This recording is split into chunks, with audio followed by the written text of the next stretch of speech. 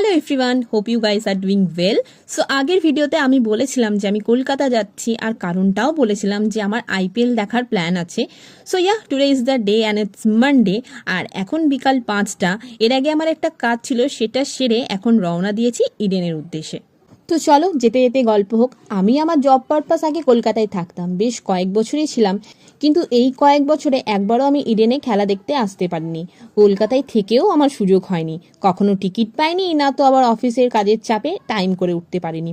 তবে সেকেন্ডটাই বেশি হতো, অফিস থেকে ছুটি ম্যানেজ করা ইট ওয়াজ ভেরি টাফ।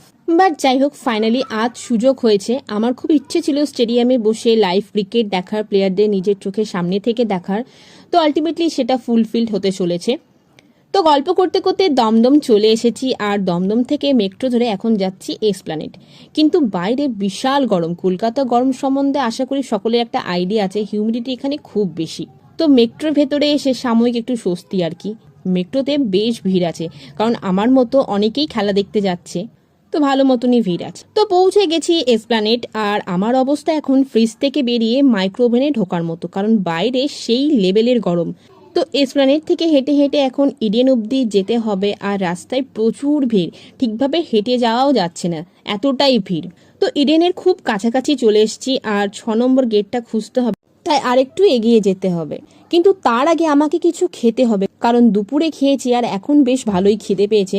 তো একটা ফুড স্যালাডের দোকান দেখতে পেলাম, আর এই গরমে ফুড স্যালাডের থেকে গুড অপশন আর কিচ্ছু নেই। তো সেটাই 1 প্লেট নিয়েছিলাম। তো খেয়ে দিয়ে এখন আমি স্টেডিয়ামের একদম সামনে চলে এসেছি, আর টিকিটটা চেক করিয়ে ভেতরে ঢুকে গেছি। And this time my exciting level is so high because finally I will see a match in a Eden Garden and it's fabulous feeling for me.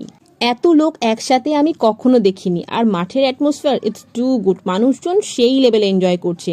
তো ম্যাচ স্টার্ট হয়ে গেছে, আর গুজরাট এখন ব্যাট করছে, আর গিল তো আজকে বেশ ভালো ফর্মেই আছে, 4-6 ভালোই চলছে। আর এটাই সামনে হচ্ছে রমনদীপ আমাদের সামনে, হেভি কিউট। তো গুজরাটের ব্যাটিং শেষ, আর ব্রেক টাইম চলছে এখন। এর মধ্যে একটা কথা বলি, বাইরে এতটা গরম লাগছিল, স্টেডিয়ামে কিন্তু সেই রকম কিচ্ছু ফিল হয়নি। বেশ হাওয়া চলছে, অস্বস্তিকর গরমটা একদমই ফিল করছি না। আমি তো বাইরে যা গরম দেখলাম তাতে তো ভাবছিলাম ভেতরে গিয়ে এত লোকের মাঝখানে আরও বেশি গরম লাগবে, বাট সেরকম কিচ্ছু হয়নি। তো খেলা শেষ, আর এখন স্টেডিয়াম থেকে বেরোচ্ছি। তবে কলকাতা জিতে গেলে খুব ভালো লাগতো, বাট ইটস আ গেম, হার জিত তো থাকবেই। আর গুজরাট খুব ভালো খেলেছে, সো ইটস ওকে। তো এখন ফেরার পালা, তাই শিয়ালদা স্টেশনে চলে এসেছি। আর স্টেশনে এসে মনে হচ্ছে না যে এখন 12টা বাজছে, পুরো সন্ধ্যে 7টা মনে হচ্ছে, প্রচুর লোকজন। তো ভিডিওটা এখানেই শেষ করছি, দেখা হচ্ছে নেক্সট ভিডিওতে। Stay tune, tata.